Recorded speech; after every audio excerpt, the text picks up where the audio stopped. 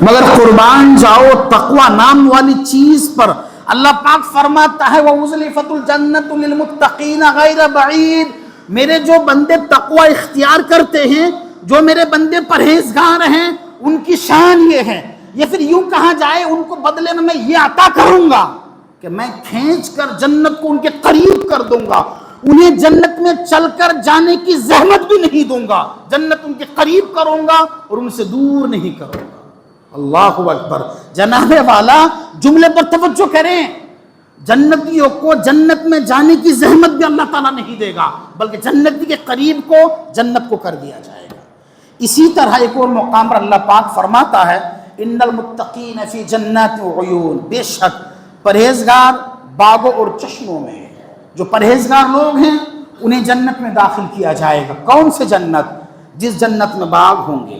اور مفسرین نے بھی بڑی وضاحت کے ساتھ ان جملوں کی وضاحت کی ہے کہ باغ کون سے؟ جہاں پر قسم قسم کے پھل اور میوے ہوں گے۔ چشمہ کون سا؟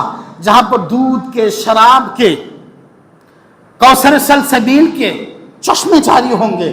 اور حضرات محترم یہاں پر کہا جا رہا ہے ان المتقین فی جنات وعیون، بے شک جو پرہیزگار بندے ہیں انہیں داخل کروں گا جنت میں۔ کون سی والی؟ جہاں پر باغ ہوں گے، جہاں پر قسم قسم کے پھل اور میوے ہوں گے، اور ساتھ ہی ساتھ وہاں پر چشمے روا دوا ہوں گے۔ اللہ اکبر۔ حضرات محترم اسی طرح تقوی اختیار کرنے کے تعلق سے ایک اور مقام پر اللہ پاک کا فرمان ہے فَاتَّقُوا اللَّهَ مَا اسْتَطَعْتُمْ۔ اللہ پاک فرما رہا ہے تو اللہ تعالیٰ سے ڈرو جہاں تک ہو سکے۔ جیسا کہ میں نے آپ کو کہا تقوی کے معنی کیا ہے؟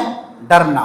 اور یہاں پر اللہ پاک فرما رہا ہے کہ میرے بندو میں رب ہو کر تمہیں اس بات کا حکم دے رہا ہوں تم سے جہاں تک ہو سکے تم مجھ سے ڈرو۔ اب جناب اس کا مطلب یہ ہے کہ پوری طرح ہم نے آپ سے اللہ سے ڈرنا ہے۔ مطلب یہ ہوا کہ پوری طرح ہم اور آپ اللہ تعالیٰ سے ڈرنا ہے، کیونکہ جناب کوئی بھی ایسا عمل نہیں ہے کہ اللہ تعالیٰ نے ہمارے کندھوں پر وہ ذمہ داری رکھا ہو اور ہم اس کی استطاعت نہیں رکھتا ہے، ایسا نہیں ہے جناب۔ قرآن مجید کے ایک مقام پر اللہ کا واضح فرمان ہے لا یکلف اللہ نفسا الا وسعها، اللہ پاک فرما رہا ہے میں کسی نفس کو اتنا بوجھ نہیں دیتا جتنا وہ اٹھا نہ سکے۔ مطلب یہ ہے کہ اللہ تعالیٰ نے جو بھی فرائض و احکامات ہم پر آپ پر نافذ فرمایا ان تمام کی صلاحیت بھی اللہ تعالیٰ نے ہمیں آپ کو دی ہے۔ اب ہمیں چاہیے یہ کہ ہم نے وہ تمام احکامات کو ادا کرنے ہیں، ان تمام حکموں کو بجا لانا ہے اور ان تمام احکامات الہی کے سامنے سر جھکا کر اطاعت کا ثبوت دینا ہے، اور یہ حکم الہی ہے۔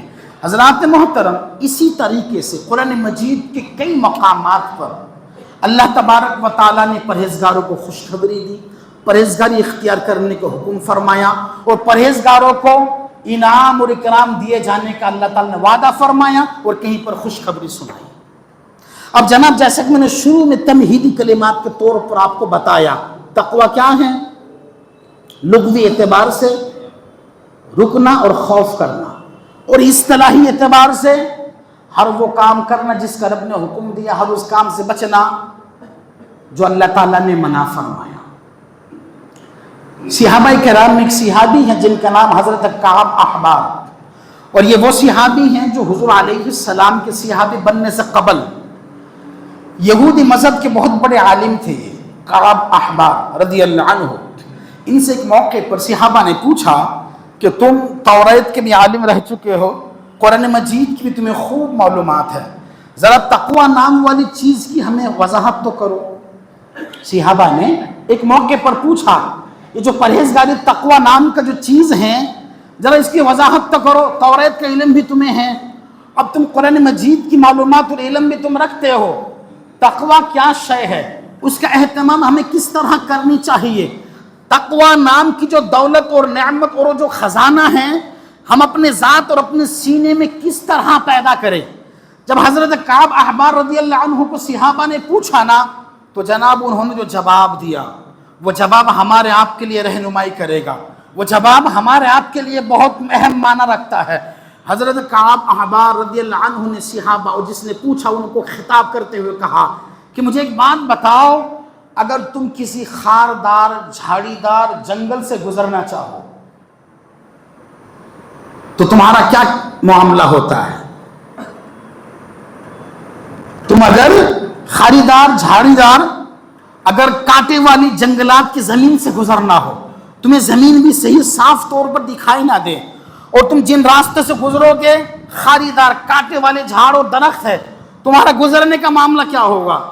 تو آگے سے صحابی نے کہا جناب یقیناً میں پاؤں کو دیکھ دیکھ کر رکھوں گا کہ کہیں کسی موذی جانور کہیں گھاس یا سبزہ کے نیچے موجود نہ ہو، میں اپنے قدم کو دیکھ دیکھ کر رکھوں گا کہیں مجھے کوئی موذی جانور تکلیف نہ پہنچائیں، اور اپنے لباس کو سمیٹ لوں گا کہ کہیں خاردار کانٹے میرے دامن سے الجھ نہ جائیں۔ جب اس صحابی نے کہا نا تو پھر آگے حضرت کعب احبار رضی اللہ عنہ نے بڑی خوبصورت بات کہی۔ آپ نے فرمایا یہی مثال تقوی کی ہے، یہ دنیا آزمائش کی گھاٹی ہے، یہ دنیا امتحان گاہ ہے، یہاں پر لاکھوں ہزاروں برائیاں ہیں۔ جس طرح تم کسی خاریدار جنگلات سے گزرتے وقت اپنے پاؤں کو بھی دیکھ اور سن کر رکھتے ہو، اپنے کپڑے کو بھی سمیٹتے ہو کہیں خاریدار کانٹے تمہارے دامن سے الجھ نہ جائیں، ٹھیک اسی طرح تم نے جو زندگی کاٹنی ہے دنیا میں، گناہوں سے اپنے آپ کو بچا کر، نفسانی خواہشوں سے اپنے آپ کو روک کر، پھونک پھونک کر اپنے کپڑے کو جس طرح سنبھال کر تم چلتے ہو خاریدار جنگلات سے، ٹھیک اسی طرح اپنے اعمال کو گناہوں سے بچا کر، نفسیاتی معصیت اور اللہ تعالی کے غضب سے بچا کر تم نے اپنے آپ کو گزارو گے تو گویا کہ تم تقوی کی منزل پر پہنچ چکے ہو۔ تو جناب یہ تقوی ہے، اور اس کی تعلیم حضرت کعب رضی اللہ عنہ نے یہ دیا ہے کہ اپنے آپ کو بچا کر ہم نے زندگی کاٹنی ہے، اور یہ تقوی ہے جناب ہر نیکی والے کام کے ساتھ جڑا ہوا ہے۔ یہ الگ بات ہے کہ نیکی والے کام تو ہم کرتے ہیں مگر اس کے مقصد سے غافل ہیں۔ ابھی حال ہی میں رمضان گزرا تھا اور بار بار علماء خطیب حضرات سے رمضان کے روزے کے موضوع پر آپ تقریر سنتے رہتے تھے۔ وہ آیت کیا ہے؟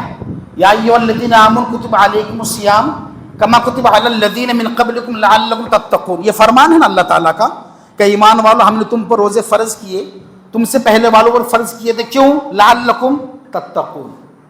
مطلب کیا ہوا کہ جناب ہم جو روزہ رکھتے ہیں، رمضان کا مہینہ آیا روزے رکھے، اگر رمضان کا پورا مہینہ گزارنے کے بعد اگر تقوی ہمارے اندر نہیں آیا تو جناب میرا یہ جملہ بیجا نہیں ہوگا کہ رمضان کے روحانی فیض سے ہم محروم رہیں۔ اسی طرح قربانی کا معاملہ لیں، اللہ پاک کا فرمان ہے کہ تمہارا خون مجھ تک نہیں پہنچتا، تمہارا گوشت مجھ تک نہیں پہنچتا، پھر کیا پہنچتا ہے؟ تمہارے دل کا تقوی۔ جناب ہم اپنے قیمتی پیسے خرچ کرتے ہیں اور اپنے مویشیوں کو رب کے نام پر ذبح کرتے ہیں، جناب گوشت تو ہم کھا لیتے، خون بہہ جاتا گلیوں میں، اور جو اس کے چمڑے ہوتے دینی مدارس اور تنظیم اور غربا مساکین میں تقسیم کر دیتے ہیں، پہنچتا پھر کیا؟ تقوی۔ جناب والا جو کچھ بھی نیکی خیر بھلائی کے کام ہیں اس کے پیچھے مقصد تقوی تھا، اور ہماری بدنصیبی کیا ہے؟ رسمی طور پر وہ سارے کام تو کرتے ہیں، اس کام کے پیچھے جو مقصد تھا، جس مقصد سے ہمیں آگاہ ہونا تھا، جس مقصد سے ہمیں آشنا ہونا تھا، اور ہمیں جس منزل پر پہنچنا چاہیے تھا، ہم اس سے دور ہیں، ہم اس سے دور ہیں۔ اور جناب حقیقت یہ ہے کہ ان تمام نیکی اور خیر کے کاموں کے پیچھے رب ہمیں جس مقام پر پہنچانا چاہتا ہے ہم اس مقام پر پہنچنا ہی نہیں چاہ رہے ہیں۔ جی ہم اس مقام پر پہنچنا ہی نہیں چاہتے ہیں، کیونکہ اس مقام پر پہنچنے سے پھر ہمیں مشکلات کا بھی سامنا کرنا پڑے گا نا، پھر ہم دندناتے نہیں پھر سکتے نا جناب، پھر ہم اپنے نفس کی خواہشوں کی تکمیل بھی تو نہیں کر سکتے نا جناب، پھر ہم ایک حد بندی دائرے میں رہ کر زندگی گزارنا پڑے گا، اور ہمارا نفس ہم پر اتنا غلبہ پا چکا ہے، ہمارے اندر جو ایک جسمانی ظلمات ہے وہ ہم پر اتنا حاوی ہو چکا ہے کہ ہم پھر نیک کاموں کے پیچھے جو مقصد ہے ہم اس مقصد کا انجام بھی نہیں دینا چاہتے ہیں، اور نتیجہ صرف یہ نکلتا ہے کہ سالوں سال ہم روزے رکھتے ہیں، سالوں سال ہم نیکی کرتے ہیں، مگر تقوی نام کی جو عظیم نعمت ہے اس سے ہم محروم ہیں اور ہوتے جا رہے ہیں. جبکہ تقوی کرنے والوں کا ایک الگ ہی معاملہ ہوتا تھا. اما عائشہ رضی اللہ عنہ نے ایک واقعہ بیان کیے ہیں اپنے والد گرامی کے حوالے سے. اما عائشہ رضی اللہ عنہ بیان کرتی ہیں کہ حضور صلی اللہ علیہ وسلم کے خلیفہ اول میرے والد گرامی، ان کے غلام تھا جو اپنی کمائی کا کچھ حصہ ان کو دیا کرتا تھا. اور یہ اصول تھا اس زمانے میں کہ غلام جو ہوگا مالک کا ان پر پورا قبضہ اور تسلط ہوتا تھا، وہ چاہے ان کے ساتھ کرے. تو حضرت ابوبکر صدیق رضی اللہ عنہ کا جو غلام تھا اپنی کمائی کا کچھ حصہ لا کر ان کو پیش کرتا تھا. ایک دن کچھ لایا کھانے کی چیز، حضرت ابوبکر صدیق کے ہاتھ میں دیا اور انہوں نے تناول فرمایا. چونکہ وہ ان کا غلام تھا اور غلام پر یہ مالک کا حق بنتا تھا. ٹھیک ہے جی، آگے سنیں. تناول کر لیا حضرت ابوبکر صدیق رضی اللہ عنہ نے. کھا لینے کے بعد، تناول کر لینے کے بعد وہ غلام کہنے لگا حضرت میں ایک بات آپ کو بتانا بھول گیا. یہ پھر دوسرا جملہ آیا ہے کہ کیا آپ جانتے ہیں یہ کھانا کون سا تھا؟ تو حضرت ابوبکر صدیق نے پوچھا بتاؤ کون سے یہ کھانا تھا؟ تو اس غلام نے کہا حضرت میں آپ کے غلام بننے سے قبل، یا دوسرا جملہ آیا ہے کہ زمانہ جاہلیت میں کرتب دکھایا کرتا تھا، جھوٹ موٹ کی لوگوں کو باتیں مستقبل کی بتایا کرتا تھا، اور انہی مزدوری میں سے ایک مزدوری باقی تھی میری. برسوں بعد وہ بندہ آج مجھ سے ملا تھا تو اس نے وہ رقم آج ادا کیا ہے جو زمانے جاہلیت میں لوگوں کو کرتب دکھایا کرتا تھا، اس کی رقم باقی تھی، اس نے آج مجھے دیا ہے. اس میں سے میں کچھ آپ کے پاس لایا تھا جس کا آپ نے تناول فرما لیا. حضرات تقوی کس چیز کا نام ہے؟ حضرت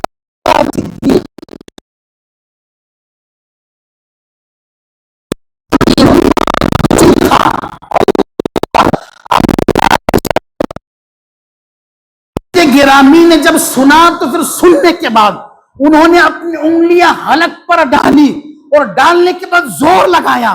انہوں نے جو کچھ کھایا تھا وہ سارا کا سارا باہر نکال دیا اور کہا کہ یہ تمہارے حرام کے لقمے ہیں اور میں کبھی اس بات کو پسند نہیں کروں گا کہ تمہارے حرام کے لقمے کے ذرات میرے خون میں ملے. جناب یہ تقوی ہے، یہ تقوی ہے. اور جب تک تقوی اختیار نہیں کرے گا حقیقت یہ ہے کہ ہم کامیابی کو منزل کو پہنچ ہی نہیں سکتے. اور آج دیکھیں نا ہمارے حالات کیا ہیں.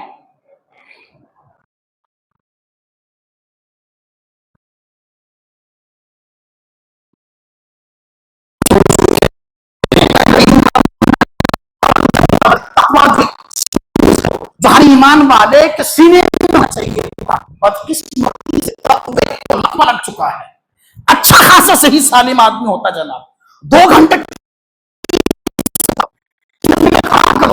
سب کو کنوینس کرنے کی صلاحیت رکھتا ہے اور بعد میں نماز اللہ کے حضور مختصر نماز. اچھا بھلا صحیح صحت مند آدمی بڑی تو مہارت رکھتا ہے، مگر جب رب کی بارگاہ میں آتا ہے تو جناب وہ نماز میں چوریاں کرتا ہے. جب کوئی حقوق الہی کی بات آتی ہے جناب تو ٹول مٹول کر کے ہیلے بہانے بنانے لگتا ہے. یہ ہمارا تقوی کا معاملہ ہے. اور تقوی کرنے والے وہ لوگ تھے جو گزر گئے. نعمان بن ثابت، امام اعظم ابو حنیفہ رحمہ اللہ کے بارے میں ایک واقعہ ہے کہ وہ ایک قبرستان میں گئے ایک مرحوم کو دفنانے کے تعلق سے. تو جب نماز جنازہ ہو گئے، نماز جنازہ ہونے کے بعد بات آئی تو کچھ لوگ تو جو ہوتے ہیں وہ اتارنے میں مصروف رہتے ہیں، باقی لوگ انتظار کرتے جب مٹی ڈالی جاتی ہے. تو باقی لوگ اپنے اپنے حساب سے کھڑے تھے. کچھ لوگوں نے نعمان بن ثابت امام اعظم ابو حنیفہ کو کہا کہ حضرت آپ قریب ہی قبرستان کے قریب ایک مکان تھا اور لوگوں نے ان سے کہا کہ آپ آئیں اس مکان کے صحن میں کھڑے ہو جائیں تاکہ دھوپ کی شدت سے آپ بچیں. مشورہ دیا ان کی محبت کرنے والوں نے. آگے دیکھیں تقوی کس لیول کا ہوتا ہے اور جو اللہ کے برگزیدہ وہ تقوی کا اہتمام کس معیار پہ پہنچنے کے بعد کرتے ہیں. جب ان سے کہا نا ان کے محبت کرنے والے نے کہ حضرت دھوپ بہت شدید ہیں، ابھی تدفین کے معاملے میں تھوڑا وقت لگنے والا ہے، جب تک آئیں اس مکان کے سائے میں تھوڑی راحت حاصل کریں، تو نعمان بن ثابت امام اعظم ابو حنیفہ نے کہا کہ ہاں تم نے بڑا اچھا مشورہ دیا، اس مشورے کے لیے تمہارا شکر گزار ہوں، پر ہاں جس مکان کے صحن میں اور جس مکان کے سائے میں تم مجھے ٹھہرنے کے لیے کہہ رہے ہو، دراصل اس مکان کا مالک میرا مقروض ہے، اور مجھے اس بات کا ڈر ہے کہ کہیں اس کے مکان کے ساتھ میں فائدہ حاصل کروں، اور یہ میرا فائدہ حاصل کرنا کہیں رب کے حضور سود میں شامل نہ ہو، اس واسطے مجھے ڈر ہے اس بات۔ یہ ان کا قول ہے۔ اب آگے حضور کا قول سنیں۔ حضور علیہ السلام نے فرمایا کہ جو بندہ کسی کو قرض دے اور اس مقروض سے کسی بھی طرح فائدہ لے تو وہ فائدہ لینا اس کے سود میں شامل کیا جائے، اور یقیناً جب آپ کسی کو قرض دو گے نا جناب تو وہ آپ کا غریبیدہ بن جاتا ہے، وہ آپ کا تابع ہو جاتا ہے، وہ تو ٹھیک ہے جناب، اگر وہ اسی بنا پر کہ آپ نے ان کی مدد کی ہے تو یہ مدد دینا بھی شرعی طور پر ٹھیک نہیں ہے، اور یہ اکابرین کا طریقہ ہے۔ یہ اللہ کے برگزیدہ نیک بندوں کا اصول ہوتا تھا کہ وہ اتنی باریک باتوں کا بھی لحاظ کرتے تھے۔ اور جناب ایک ہم ہیں کہ سارے شہر لوٹ کر ہم ڈکار تک نہیں مارتے، ایک ہمارا معاملہ ہے جناب، شام و شہر اللہ کے حدود کو توڑتے ہیں، اللہ کے حکموں کو پامال کرتے ہیں، رب رسول کے احکامات کو پیٹ کے پیچھے رکھتے ہیں، اور جناب ہمارے چہروں پر ایک رنگ متغیر نہیں ہوتا۔ یہ ہمارا معاملہ ہے، اور اسی طرح معاملہ چلتا رہے گا جناب تو پھر کامیابی نہیں مل سکتی۔ ورنہ کیا وجہ ہے آج اس وقت جتنے مسلمان پوری دنیا میں، اس سے پہلے کبھی اتنے مسلمان نہیں تھے، مگر کیا جناب حرم کعبہ میں دعائیں ہو رہی ہے، شب قدر میں دعائیں ہو رہی ہے، مسجد میں دعاؤں کا اہتمام ہو رہا ہے، تاکرات میں خوب شب بیداری کی جا رہی ہے، میدان عرفات میں حجاج ٹوٹ پھوٹ کر دعائیں مانگتے ہیں، کوئی دعا بر کیوں نہیں لاتی ہے؟ کوئی دعا مقبولی کے مقام پر کیوں نہیں پہنچتی ہے؟ حالات سازگار کیوں نہیں ہوتے ہیں؟ جناب اگر مجھ سے آپ پوچھیں میرا ایک ہی جواب ہے، وہ جواب کیا ہے؟ تقوی کی نعمت سے ہم محروم ہیں۔ ہمیں جس طرح مانگنا چاہیے تھا، ہمارے حال اور قال جو ہونے چاہیے تھے، ہمارے ظاہر و باطن جس مقام پر پہنچنا چاہیے تھا، بالکل نہیں۔ اب آئے مختصر انداز میں 2 منٹ میں 10 باتیں آپ کے سامنے، مختصر، بالکل وقت ہو چکا ہے، 10 باتیں آپ کے سامنے رکھنا چاہوں گا۔ اگر ان 10 باتوں پر عمل کریں گے ہم انشاءاللہ تعالی تو پھر تقوی کے منزل پر ہم آپ گامزن ہو جائیں گے۔ تقوی نام کی جو نعمت جس کی مسلسل پچھلے 30-32 منٹ سے آپ کو بول رہا ہوں، آپ پھر اس تعلیم، آپ اس نعمت پر انشاءاللہ تعالی حقدار بن جائیں گے۔ فرماتے ہیں تقوی کی نعمت کو پانے کے لیے اس 10 باتوں پر عمل پیرا ہونا چاہیے، جس میں سے پہلی بات کیا ہے کہ بندہ زبان کو غیبت سے بچائے۔ حالانکہ 10 باتیں ہیں تو ہر بات اپنے اندر ایک موضوع رکھتا ہے، اب وقت نہیں ہے ان 10 باتوں کی وضاحت کرو۔ اگر آدمی چاہے مجھ کو تقوی ملے، مجھے پرہیزگاری کی نعمت سے نوازا جائیں، تو ان 10 باتوں کا عمل کرنا ہے۔ سب سے پہلی بات کیا ہے کہ بندہ غیبت سے اپنے آپ کو بچائے۔ دوسری بات یہ ہے کہ بندہ بدظنی اور بدگمانی سے اپنے آپ کو بچائے، یعنی زبان سے بھی کسی کی غیبت نہ کرے اور دل میں بھی کسی کے لیے بدگمانی نہ رکھے۔ تیسری بات، بندہ کسی کا تمسخر نہ کرے، مسخر نہ کرے، مذاق اڑاتے ہیں نہیں ہم، یہ نہیں ہونا چاہیے۔ اسی طرح چوتھی بات، اپنی آنکھ کو حرام والی چیزوں سے بچائیں، کیونکہ بدکاری کی شروعات آنکھوں سے ہی ہوتی ہے۔ اسی طرح 5ویں چیز، ہمیشہ بندے نے سچ بولنا ہے، جھوٹ کی بڑی مذمت ہے۔ 6ٹھی بات، ہر حال میں اللہ تعالیٰ کا احسان مانے۔ بسا اوقات کیا ہوتا، انسان جب کامیابی کے منزل پر پہنچتا ہے نا تو اسے کہتا نہیں میری بڑی کامیابی، بڑی محنت کی، بڑی جد و جہد میں نے کی ہے۔ جناب والا نہیں، بلکہ آپ کو جو بھی کامیابی ملے ہیں آپ یہ کہیں کہ اللہ تعالیٰ کا آپ پر احسان ہے۔ حضرت علی نے بڑی خوبصورت بات کہی۔ حضرت علی فرماتے ہیں کہ مجھے ناکامیوں سے اور شکست موقع پر میں نے رب کو پہچانا ہے کہ جب کبھی میں شکستہ ہوا ہوں اور جب کبھی میں اپنے حالات سے ناکام ہوا ہوں تو مجھے اپنے رب کی پہچان ہوئی ہے، کامیابی ناکامی اللہ کے دست قدرت میں ہے۔ آپ جو کچھ بھی کریں، اگر آپ سے خیر بھلائی ہو رہا ہے، آپ اس بات کو جانیں کہ آپ کے رب نے آپ کے ساتھ بہتری کا فیصلہ فرمایا ہے۔ اور جناب پھر ساتویں بات یہ ہے، اپنا مال آپ اللہ کی راہ میں خرچ کریں۔ جی ہاں، مال کے تعلق سے پوچھا جائے قیامت میں۔ آٹھویں بات، نفس کے لیے کبھی بڑائی اور بلندی نہ چاہے۔ حالانکہ ہر بندہ اس کا پیاسا ہوتا ہے، میں بڑا کہلاؤں، میں لوگ میری واہواہی کرے۔ پھر جناب نویں بات یہ ہے کہ ہر حال میں نمازوں کی محافظت کرے۔ نماز کبھی معاف نہیں ہے جناب، سفر کی مشکلات کی وجہ سے قصر کا نظام رکھا گیا، حالت جنگ میں بھی نماز معاف نہیں ہے، تو پھر نماز معاف نہیں ہے، اس کی حفاظت ہر حال میں ہے۔ اور 10ویں بات یہ ہے کہ انسان اپنے عقیدے کی صحت کو درست رکھے، اس کے عقیدہ، اس کے نظریہ خدا رسول کے حوالے سے جو بندے کا یقین اور اعتماد ہونا چاہیے وہ درست ہونا چاہیے۔ یہ 10 باتیں جناب میں نے آپ کے سامنے رکھی۔ حالانکہ جیسا کہ میں نے کہا ہر بات اپنے اندر ایک بڑا طویل موضوع رکھتا ہے، یہ 10 باتیں ہم نے اپنے اندر پیدا کرنی ہے، یا پھر ان 10 باتوں پر ہم نے عمل پیرا ہونا ہے۔ اگر ان 10 باتوں پر عمل پیرا ہوں گے تو یقین جانیں انشاءاللہ تعالی تقوی کی نعمت ہمیں مل جائے گی، پرہیزگاری کی نعمت سے ہم مالا مال کر دیے جائیں گے۔ اور جو بندہ پرہیزگار ہوگا اس کے لیے بڑی خوبصورت بشارتیں ہیں اور ان کے لیے بڑی انعامات ہیں۔ اللہ تعالیٰ کی بارگاہ میں دعا کرتا ہوں، اللہ تبارک و تعالی ہم سب کو تقوی اور پرہیزگاری کی نعمت عطا فرمائے۔